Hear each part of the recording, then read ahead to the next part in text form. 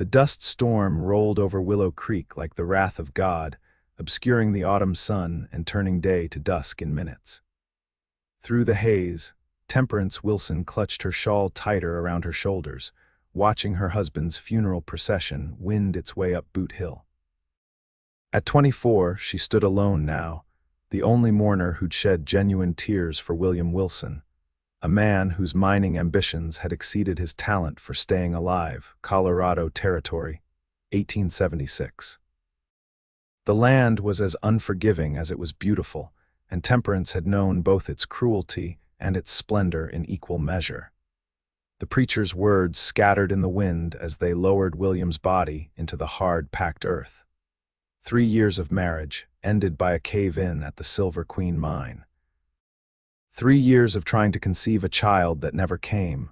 Dust to dust, the preacher intoned, but Temperance barely heard him. What she heard instead was William's voice, accusatory and bitter on their last morning together. "What good is a wife who can't even give me a son?"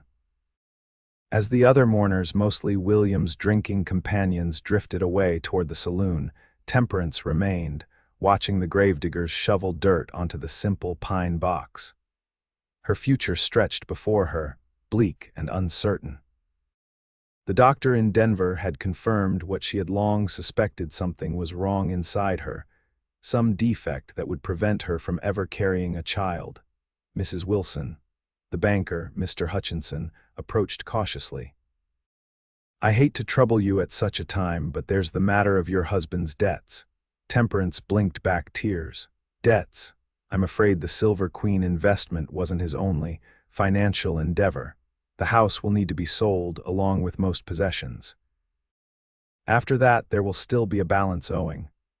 The wind changed direction, sending a spray of grit into her face. Temperance didn't flinch. She'd endured worse stings than this. "How long do I have?" 2 weeks. "I'm sorry, Mrs. Wilson, truly." 2 weeks to rebuild a life that had crumbled beneath her feet. Temperance spent those 2 weeks selling what she could, packing what little remained, and seeking employment. The mining town offered few opportunities for women: laundress, seamstress, saloon girl, or schoolteacher. With no children of her own and only basic education, the schoolhouse was not an option. The thought of the saloon made her stomach turn. That left needlework or washing, neither of which would earn enough to pay William's debts. On the 14th day, as the last of her belongings were being loaded onto Mr. Hutchinson's wagon, a commotion drew her attention to the dusty Main Street. A cattle drive was passing through hundreds of longhorns, kicking up clouds of dust, their bellows drowning out the shouts of the cowboys guiding them. At the head of the procession rode a tall man on a buckskin horse. His broad shoulders were set straight despite what must have been weeks in the saddle.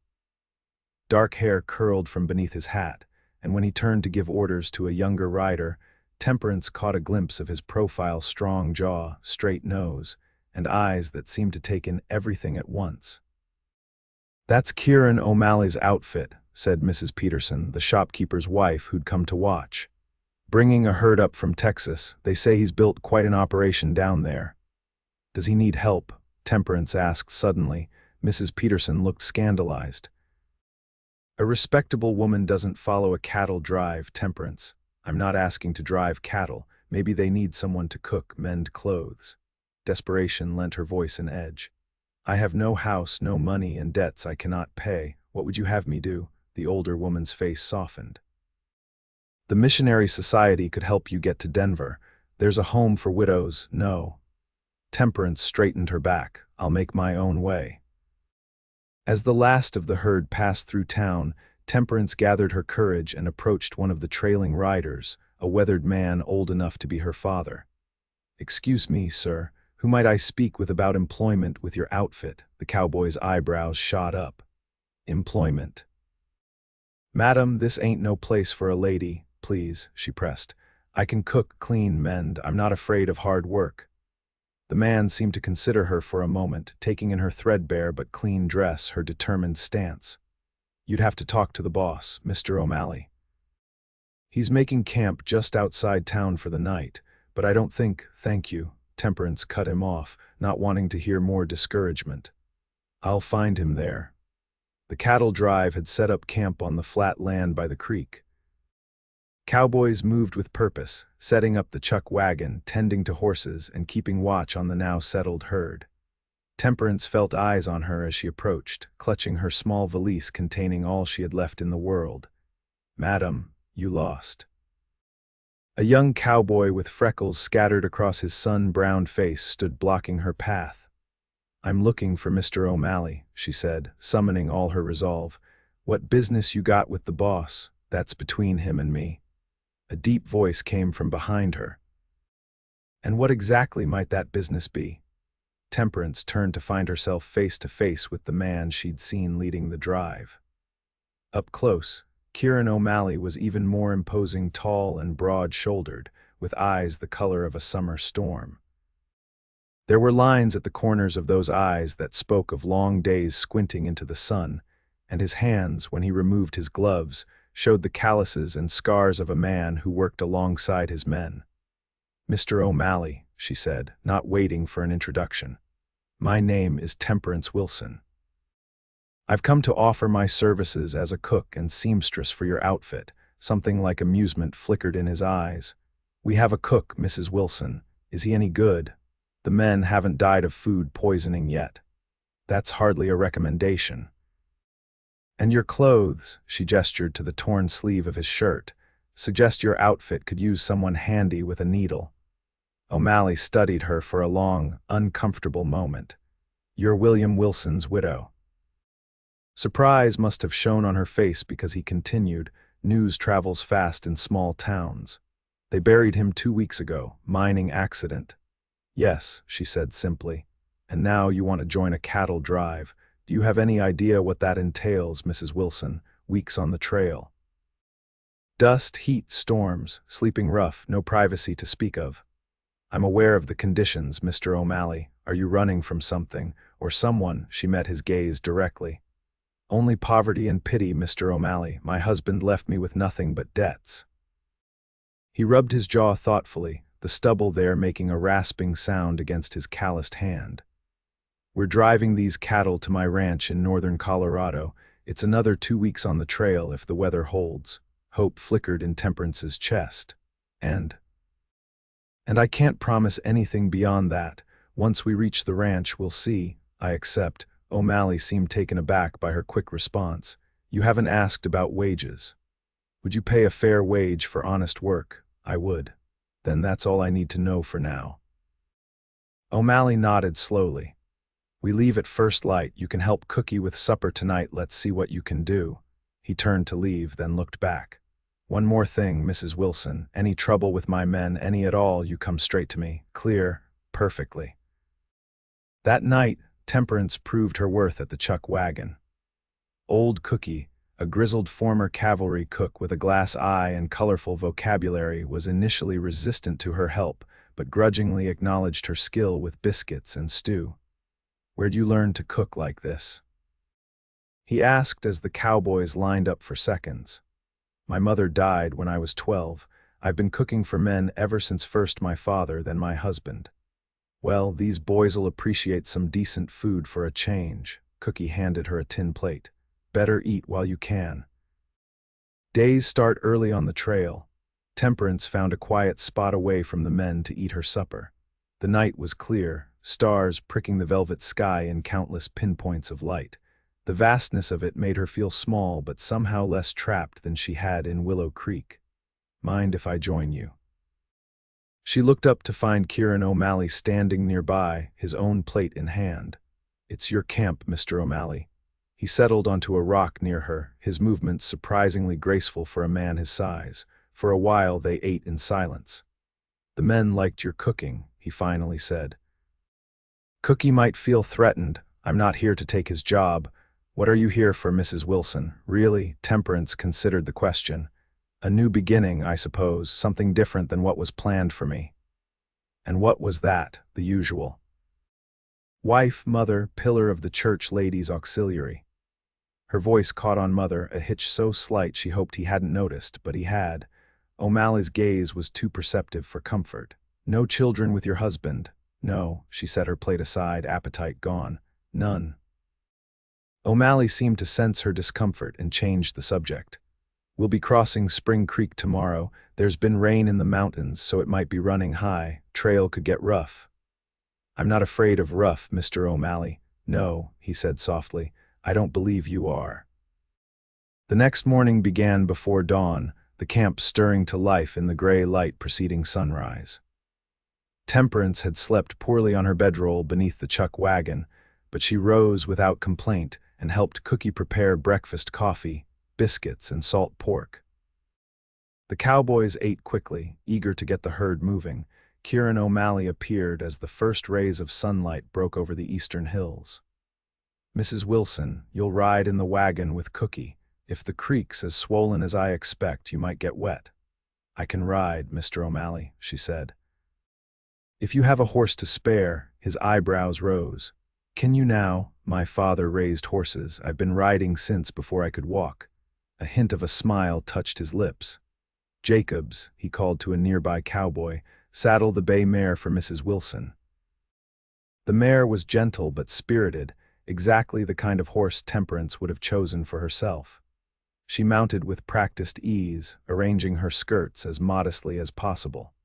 She caught O'Malley watching her, an unreadable expression on his face. You ride well, he said, swinging onto his own horse. Let's see if you can keep up.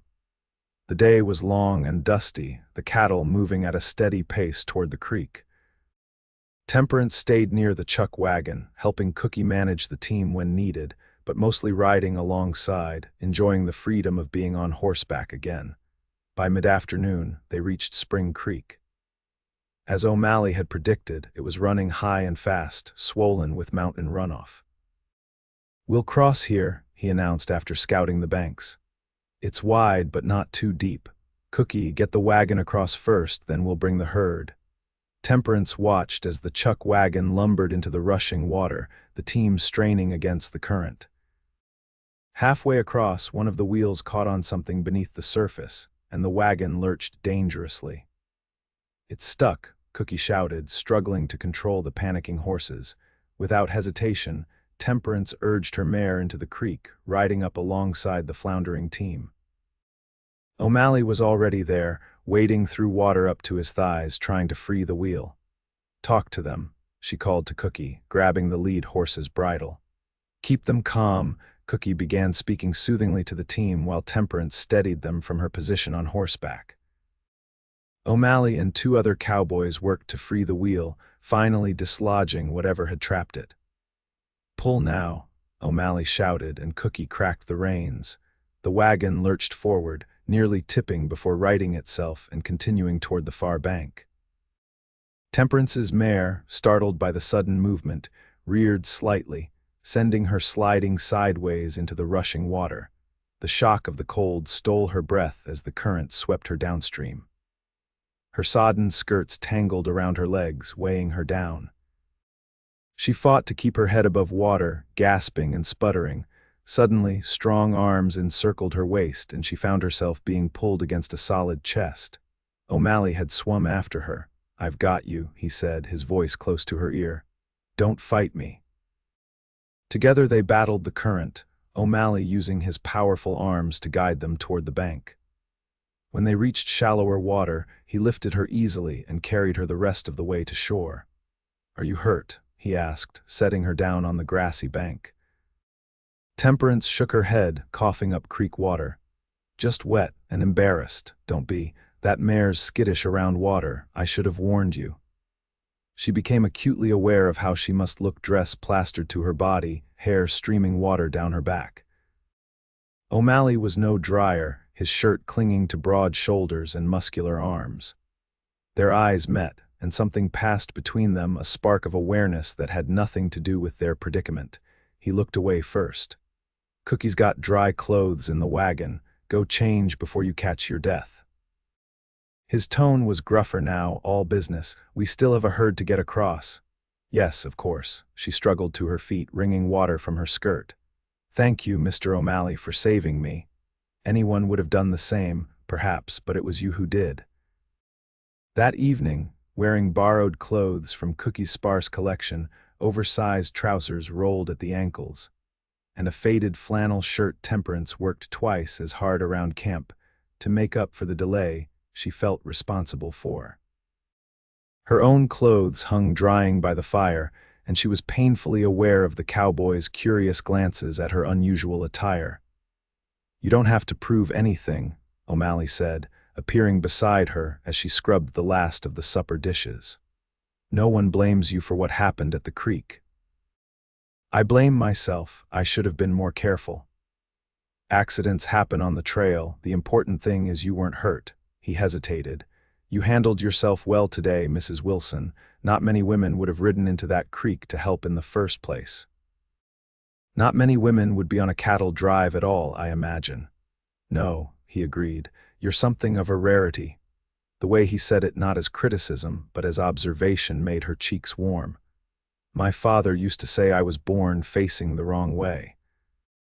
Always looking for the difficult path instead of the easy one." "And was your husband of the same opinion?" The mention of William doused the warmth she'd been feeling. William wanted a traditional wife, one who would give him children and keep a proper home. She busied herself with the dishes, avoiding O'Malley's gaze. "I failed on both counts." "Failed?" There was something sharp in his tone. "Is that what he told you?" Temperance didn't answer, but her silence was confirmation enough. "Your husband sounds like a fool, Mrs. Wilson," O'Malley said quietly. "And I don't typically speak ill of the dead." Before she could respond, he walked away, leaving her with soapy hands and a confused heart. The days on the trail fell into a rhythm. Temperance rose before dawn to help Cookie with breakfast, spent the day riding alongside the chuck wagon or helping with various tasks, then assisted with the evening meal. The cowboys, initially wary of a woman in their midst, gradually accepted her presence, especially after tasting her cooking and benefiting from her skill with a needle. She learned their names and stories. Young Jacobs, with his dreams of his own spread someday. Sutton, the former Confederate soldier with a Bible always in his saddlebag. Rodriguez, whose family had ranched in Texas for generations. And gruff old Cookie, who turned out to have fought in the Mexican-American War before turning to cattle drives. And then there was Kieran O'Malley. He remained something of a mystery, though pieces of his story emerged through conversations around the campfire. Born in Boston to Irish immigrants, he'd headed west as a young man, working his way up from cowhand to trail boss. He'd saved enough to buy land in Colorado, and over the years had built his ranch into something substantial. The Flying O, they called it. "Boss is fair but tough," Rodriguez told her one evening as she mended his torn shirt. "Best man I ever worked for. Treats us all the same, doesn't matter where you come from. Has he ever been married?" The question slipped out before she could stop herself. Rodriguez grinned. "Interested, are you?" "Merely curious," she replied primly. "No wife. There was a woman once back in Texas, didn't work out." Rodriguez shrugged. Boss keeps to himself about such things. That night, unable to sleep, Temperance walked to the edge of camp, gazing at the stars. The waxing moon cast enough light to see by, silvering the landscape in ghostly beauty. "Couldn't sleep," she startled at O'Malley's voice. He stood a few feet away, his familiar silhouette outlined against the night sky. "The ground gets harder every night," she said. "You get used to it, eventually." "Do you get used to it?" "No," he admitted, and she could hear the smile in his voice. "Not really." He moved to stand beside her, and they looked at the stars in comfortable silence for a while. "Why a cattle ranch?" she asked eventually. "In Colorado, of all places." O'Malley considered the question. "I wanted something that was mine, something I built with my own hands. As for Colorado, the first time I saw these mountains, I knew I'd found home. I've never had that feeling," she admitted, "of belonging somewhere. Not even with your husband, William, and I. It wasn't a love match. He needed a wife to keep house and bear children. I needed security after my father died." The admission felt like tearing off a bandage, quick pain, then relief. "We were fond of each other at first, but when there were no children, he blamed you." The doctor in Denver confirmed it was my fault, something wrong with me. The words still hurt to say aloud.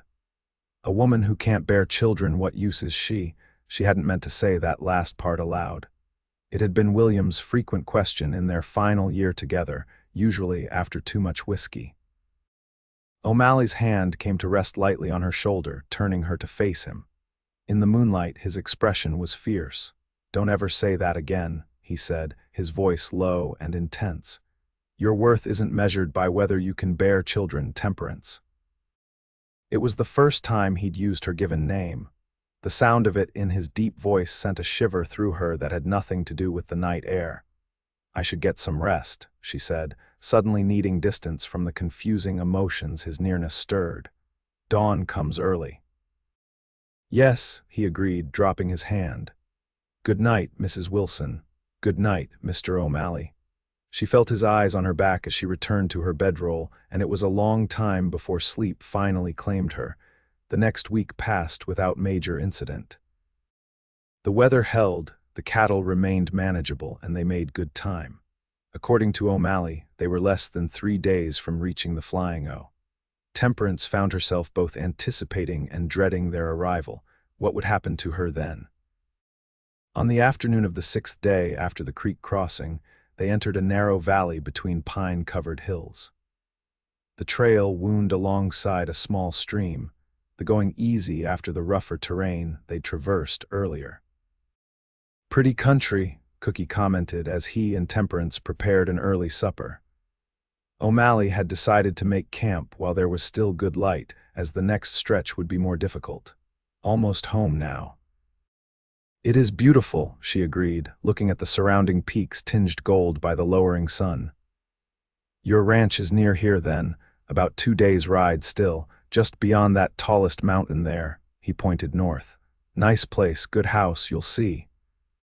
The casual way he included her in the future made Temperance pause in her potato peeling. "I'm not sure how long I'll be staying, Cookie." The old man gave her a knowing look with his good eye. "Boss'll want you to stay. You can't know that. Been with him 10 years. "I know him better than most." Cookie tapped the side of his nose. "Seen how he looks at you when he thinks nobody's watching." Temperance felt heat rise to her face. "He's simply being kind to a widow in difficult circumstances." "If that's what helps you sleep at night," Cookie muttered, turning back to his stew pot. Before she could respond, shouts erupted from the far side of the camp.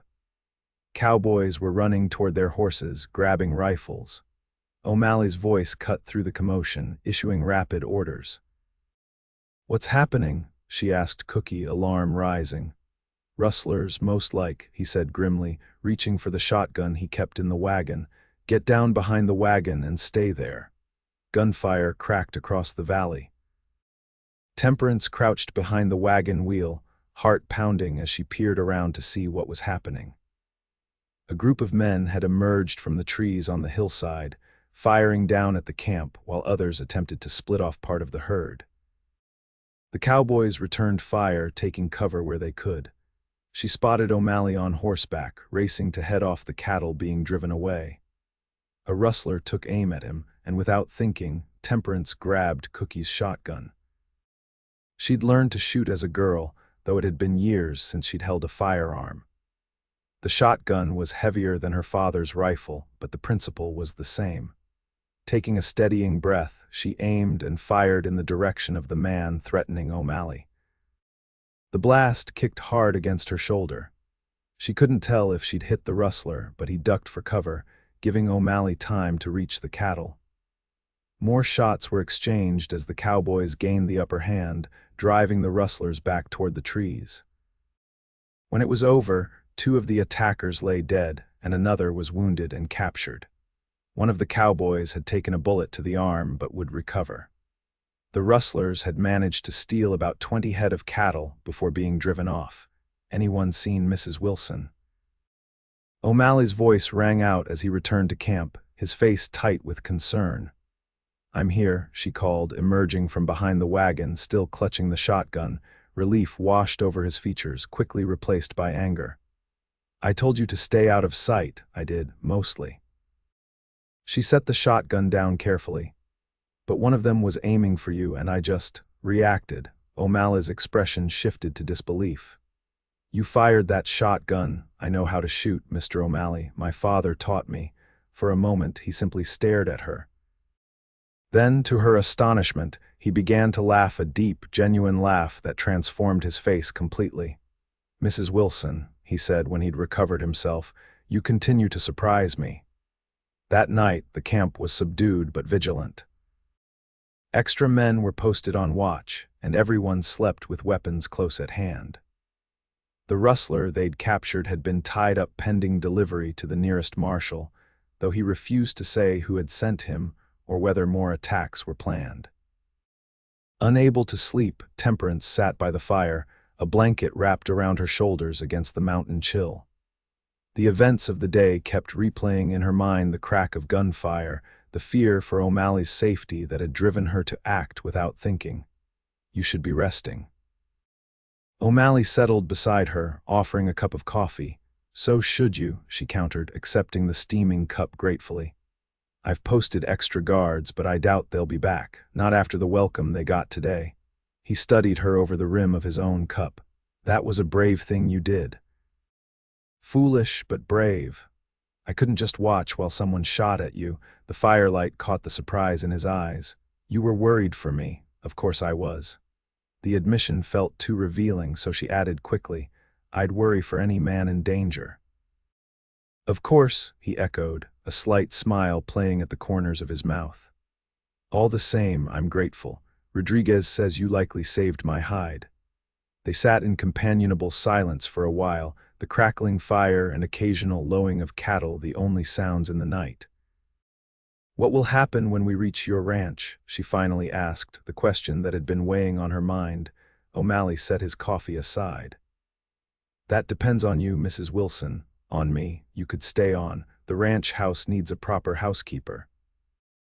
The men would certainly appreciate your cooking and mending. He hesitated. I would appreciate your presence. The way he said it, careful and measured, suggested he meant more than just her practical skills. I'm not looking for a protector, Mr. O'Malley, she said softly. I'm not offering protection, Mrs. Wilson. I'm offering employment. His eyes, steady on hers, conveyed something deeper. For now, and later, we'll see where the trail leads us. It was the most he'd revealed of his feelings, and Temperance found herself both thrilled and terrified by the possibilities his words suggested. I accept, she said, her voice steadier than she felt. For now, his smile was like the sunrise breaking over the mountains. Good, that's good. 2 days later they crested a ridge and O'Malley pointed to the valley below. There it is, the Flying O. Temperance gasped at the sight. A large ranch house of squared logs stood in a protected hollow, surrounded by outbuildings, corrals, and fenced pastures. A creek ran through the property, its banks lined with cottonwoods just beginning to turn golden with autumn. Beyond the immediate ranch buildings stretched acres of grazing land backed by the majestic mountain range. It's beautiful, she breathed. Took 10 years to build it to this, O'Malley said, pride evident in his voice. Started with just a one-room cabin and a dream. As they descended into the valley, ranch hands rode out to meet them, welcoming the returning boss and helping guide the cattle to holding pens. A gray-haired woman emerged from the main house, waving enthusiastically. That's Mrs. Gunderson, O'Malley explained. She's been keeping house for me since I built the place. Getting on in years now, wants to move to town to be near her daughter's family. The woman greeted O'Malley warmly before turning curious eyes to Temperance. And who might this be? Mrs. Temperance Wilson, O'Malley said. She'll be taking over your duties, Mrs. Gunderson, if that suits. The older woman's eyebrows rose, and she gave Temperance an appraising look. Well now, that's fine news. These men need a woman's touch around here. Especially that one. She nodded toward O'Malley with a familiarity born of long acquaintance. Temperance was shown to a small but comfortable bedroom off the kitchen, Mrs. Gunderson's former quarters. The house was larger than it had appeared from a distance, with a great room centered around a massive stone fireplace, a dining area big enough for the ranch hands, O'Malley's private study, and several bedrooms upstairs. Boss's room is up there, Mrs. Gunderson informed her with a significant look that Temperance chose to ignore. He likes his coffee strong first thing, and don't let him skip meals when he's working. Man would forget to eat if someone didn't remind him. The next few days were a whirlwind of activity, as Temperance learned the routines of the ranch, and Mrs. Gunderson prepared to leave. The older woman was a font of information about everything from where supplies were stored to which ranch hands could be trusted to fetch eggs without breaking them all. O'Malley himself was often absent, catching up on ranch business after his weeks away with the cattle drive. When their paths did cross, there was a new awareness between them, a careful distance as if both were uncertain how to proceed now that they were no longer on the trail. The evening before Mrs. Gunderson was scheduled to depart, Temperance was in the kitchen preparing supper when O'Malley entered through the back door. He'd clearly come straight from work, hat in hand, boots dusty, shirt sleeves rolled up to reveal tanned forearms. "Something smells good," he said, hanging his hat on a peg. "Beef stew," she replied, suddenly self-conscious under his gaze. "And apple pie for dessert. You're settling in well, then." "Yes, Mrs. Gunderson has been very helpful. She likes you." O'Malley moved to wash his hands at the basin, "Says you have a good head on your shoulders." High praise coming from her. Indeed. He dried his hands on a towel, then leaned against the counter, watching her work. "Are you happy here, Temperance?" The use of her given name, rare enough to still give her a start, made her look up from the dough she was rolling. "I am. It's peaceful." "The work is satisfying. Good." He seemed about to say more when a ranch hand called from outside, needing his attention. "We'll talk later," he promised, and was gone. Later never came that evening. A problem with one of the horses kept O'Malley in the barn until late, and Temperance was asleep by the time he returned to the house. The next morning, Mrs. Gunderson departed in a wagon driven by her son-in-law, leaving Temperance truly in charge of the household for the first time. She threw herself into her duties, determined to prove her worth. She scrubbed floors that didn't need scrubbing, baked bread and pies, and took inventory of the pantry with meticulous care. It was nearly midnight when she finally sat down at the kitchen table, exhausted but satisfied with her day's work.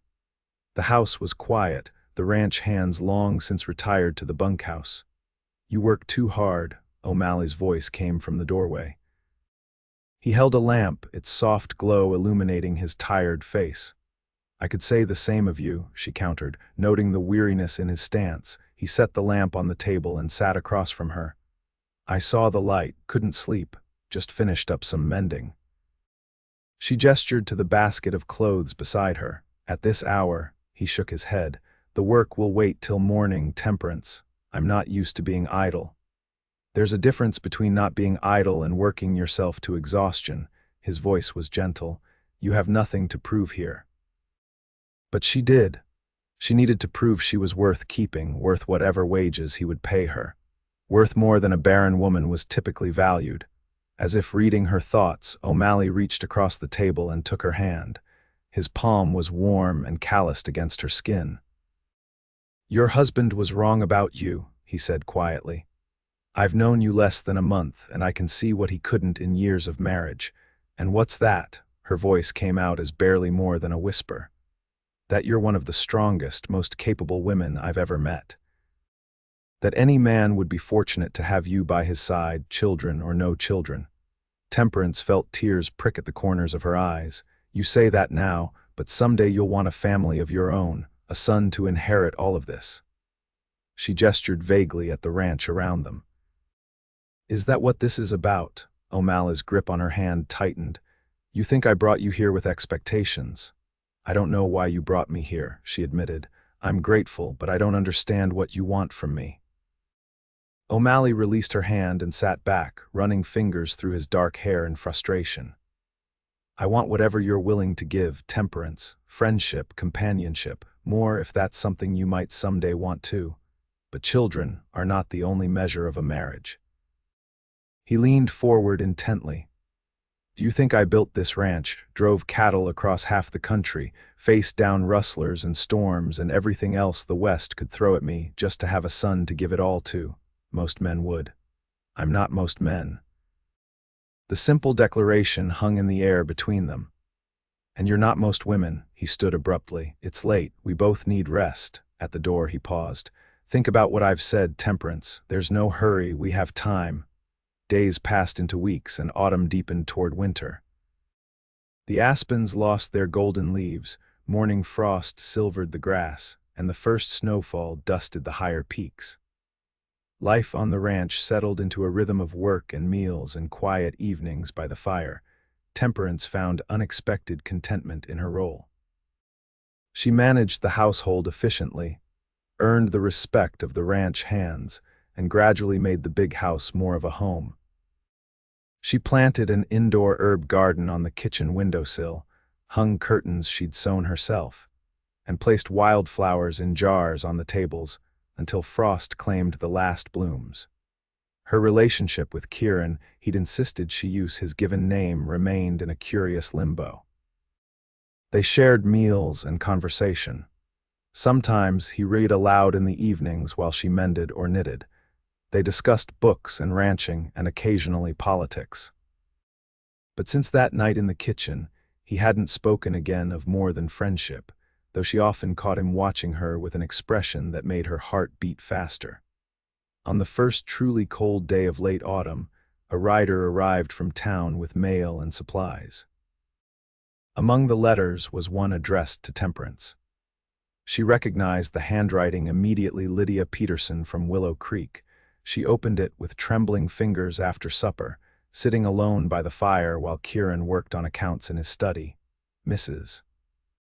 Peterson wrote with news of Willow Creek, of marriages and births and deaths. And then, almost as an afterthought, Mr. Hutchinson asked me to inform you that your husband's debts have been settled in full. A bank draft arrived from Denver last month, paying the entire amount plus interest. The banker was not at liberty to say who had sent it, only that you were to consider the matter closed. Temperance read the passage twice, confusion turning to suspicion. There was only one person who could have done this, who would have done this. She folded the letter carefully and went to find Kieran. He was at his desk, ledgers open before him, a lamp casting golden light over the scene. He looked up when she entered, his smile fading at the expression on her face. You paid William's debts. It wasn't a question. Kieran set down his pen. I did. Why didn't you tell me? Would you have accepted if I had offered directly? No, she admitted. But that's beside the point. It wasn't your responsibility. I wanted to do it. He stood, coming around the desk to face her. You left Willow Creek with nothing but the clothes on your back because of those debts. It seemed only right to settle them. I'll repay you, she said stiffly. Every cent. No, you won't. His tone brooked no argument. Consider it a gift if you like. Or simply something one friend does for another. It's too much. Not to me. He moved closer, close enough that she had to tilt her head back to meet his eyes. Temperance, when will you understand that you're worth far more than you believe? The earnestness in his voice, the intensity of his gaze, broke something inside her. The walls she'd built since William's death, since before that, if she was honest, crumbled all at once. I don't know how to accept kindness without expecting something in return, she whispered. Then let me teach you. Kieran's hand came up to cup her cheek, his touch gentle as a summer breeze. Starting now, when his lips met hers, Temperance felt as though she'd been wandering in darkness and suddenly stepped into sunlight. The kiss was tentative at first, a question she answered by leaning into him, her hands finding purchase on the solid warmth of his chest. Kieran's arms encircled her, drawing her closer as the kiss deepened. Years of loneliness and doubt seemed to melt away in the heat of his embrace. When they finally parted, both breathless, he rested his forehead against hers. I've wanted to do that since the creek crossing, he confessed. Why didn't you? You weren't ready. His thumb traced her cheekbone tenderly. Maybe you still aren't. If so, tell me now, and I'll wait as long as you need. In answer, Temperance rose on tiptoes and kissed him again, pouring all her confused, wonderful feelings into the gesture. This time when they parted, Kieran's smile was like the sunrise breaking over the mountains. "I care for you, Temperance Wilson," he said simply. "More than I thought possible after knowing you such a short time." "I care for you too," she whispered. "But Kieran, there are things you should know about me, about what a future with me would mean. I know all I need to know." His hand found hers, fingers intertwining. "The rest we'll figure out together." On Christmas Eve, the Flying O was transformed. Pine boughs and red ribbons decorated the great room, candles gleamed in every window, and the scent of roasting turkey and spiced cider filled the air. Temperance had insisted that all the ranch hands join them in the main house for the holiday feast, and long tables had been set up to accommodate everyone. Snow fell gently outside, blanketing the ranch in pristine white. Inside, warmth and laughter prevailed as men who normally ate in the bunkhouse enjoyed the rare luxury of a holiday celebration. Temperance, wearing a new green dress Kieran had insisted on ordering for her from Denver, moved among the tables, making sure everyone had enough to eat. Her cheeks were flushed from the heat of the kitchen and the joy of the evening. "You've outdone yourself," Kieran murmured, catching her hand as she passed his chair. "I don't think the Flying O has ever seen such a Christmas." "Everyone deserves a proper holiday," she replied, squeezing his fingers before continuing her rounds. Later, after the men had returned to the bunkhouse with full stomachs and packages of cookies and tobacco Temperance had prepared as gifts, she and Kieran sat alone by the fire. Outside, the snow continued to fall, insulating the house in a cocoon of peaceful silence. "I have something for you," Kieran said, reaching into his pocket. "But we agreed to exchange gifts tomorrow," Temperance protested. "This couldn't wait." He handed her a small box wrapped in silver paper. Inside lay a simple gold band set with a small but perfect emerald. Temperance's breath caught in her throat. "Kieran." "I love you, Temperance," he said, taking the ring from the box and holding it between them. "These past months have been the happiest of my life. I want to spend all the rest of my days with you if you'll have me." Tears welled in her eyes. "You know I can't give you children. I don't care about that." The conviction in his voice was unwavering. "You've given me companionship, understanding, a true partner. You've made this house a home. That's worth more to me than a dozen sons. Are you certain, truly certain," she needed to know, beyond any doubt, that he understood what he was choosing? "I've never been more certain of anything in my life." He took her hand. "Temperance Wilson, will you marry me? Will you be my wife, my partner, the mistress of the Flying O?" "Yes," she whispered, tears spilling over at last. "Yes, I will." He slipped the ring onto her finger, then gathered her into his arms, his kiss a promise of all the years to come. They were married on New Year's Day, 1877, in the parlor of the ranch house with the ranch hands as witnesses and a traveling preacher officiating. Temperance wore a simple cream-colored dress with the green shawl Kieran had given her for Christmas. Kieran wore his best suit, his hair combed back neatly, his face alight with happiness. The preacher spoke of new beginnings, of partnerships forged in mutual respect and love, of the journey two people undertake together. When Kieran placed the gold band beside the engagement ring on Temperance's finger, his hands were steady, his voice clear as he repeated his vows. Snow fell outside the windows, transforming the world into a clean white slate as they began their life together. Spring came to the Flying O in a riot of wildflowers and new calves. The ranch prospered under their joint stewardship, Kieran managing the cattle and land, Temperance overseeing the household and garden she'd started once the ground thawed. Together, they made plans for the future, discussing everything from breeding better stock to adding a wing to the house for visitors. One evening in late April, as they sat on the porch watching the sunset paint the mountains in shades of gold and purple, Kieran brought up a subject they hadn't discussed since before their wedding. "I've been thinking about the future of the ranch," he said, his arm around Temperance as she leaned against him on the bench. "Oh," she tensed slightly, wondering if he had begun to regret their childless state after all. Rodriguez's oldest boy turns 16 next month. Smart lad, good with horses. I thought I might take him on as an apprentice of sorts, teach him the business side of ranching. Temperance turned to look at her husband. You're thinking of him as a successor, Kieran nodded. In time, perhaps, he'd need to prove himself, of course. But I've watched him grow up these past years. He has the right temperament, the right instincts. What does his father think? We've discussed it. Rodriguez is proud, says the boy would have to earn his way, no special treatment. Kieran's hand found hers, fingers intertwining. What do you think? It would mean committing to training him for years. Temperance considered the question carefully. I think it's a wonderful idea. The boy deserves the opportunity, and you deserve to know your life's work will continue in good hands. Relief washed over Kieran's features. I wasn't sure how you would feel.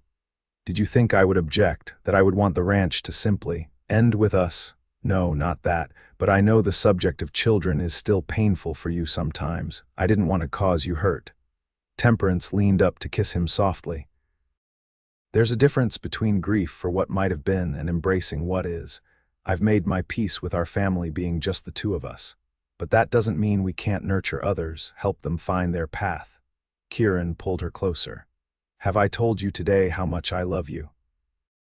You might have mentioned it, she teased, but I don't mind hearing it again. I love you, Temperance O'Malley, more every day. As twilight deepened around them, Temperance rested her head on her husband's shoulder, content in a way she'd never imagined possible during those dark days after William's death. The path that had led her here had been difficult, marked by loss and grief, but she wouldn't change it. Every step had brought her to this place, to this man, to this life that was richer and more fulfilling than any she could have planned. That summer, as the Flying O flourished and young Rodriguez began his apprenticeship, Temperance took to visiting the neighboring ranches, establishing friendships with other women in the valley.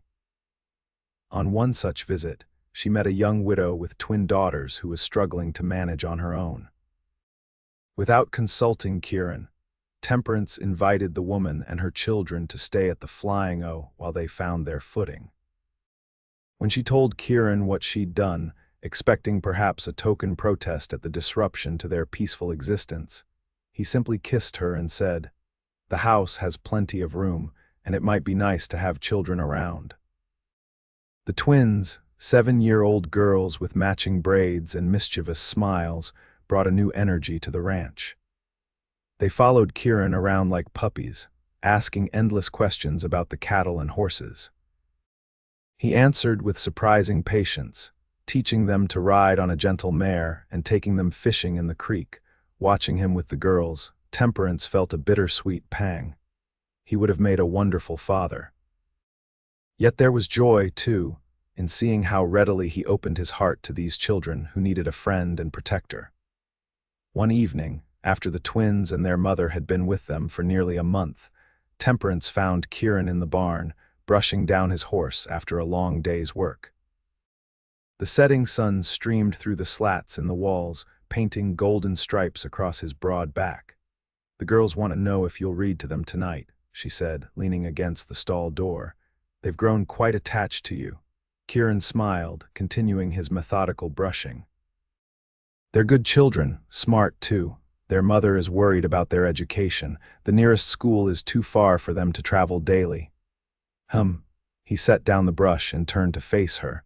What if they stayed, not just the summer but permanently? Temperance blinked in surprise. "What do you mean, we have the room? Sarah could help you with the house. I know you've been saying it's getting to be too much work as the ranch grows. The girls could have proper schooling. We could hire a teacher to come to the ranch. Other children from nearby spreads might join them."